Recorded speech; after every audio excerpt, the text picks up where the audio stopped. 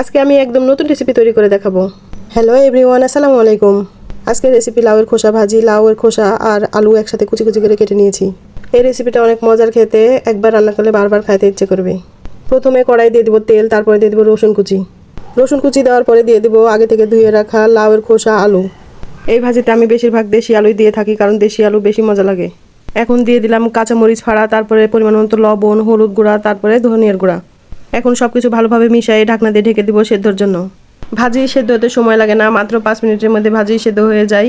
ভাজি যখন আধা সেদ্ধ হয়ে যাবে তখন দিয়ে দিব পেঁয়াজ কুচি। পেঁয়াজ কুচি যত পরিমাণে ভাজিতে দেওয়া যায় তত বেশি ভালো লাগে। আমার আম্মুর কাছ থেকে শেখায় এই রেসিপি লাউয়ের খোসা যে এত মজার খেতে হয়, আমি আগে জানতাম না। ভাজিতে ঝাল কম হয়েছে, সেজন্য আবারও কাঁচামরিচ ফাড়া দিয়ে দিব। ভাজি সবসময় মিডিয়াম লো আঁচে ভেজে নিতে হয়। যত ধৈর্য নিয়ে ভাজি করা যাবে তত বেশি মজা হবে। এইভাবে ভাজি করলে আমার বাড়ির ছোট থেকে বড় সবাই অনেক পছন্দ করে। আমার বিশ্বাস আপনাদেরও পছন্দ হবে ইনশাল্লাহ। গরম ভাত বা রুটি দিয়ে খাইতে অনেক মজা লাগে এই ভাজি।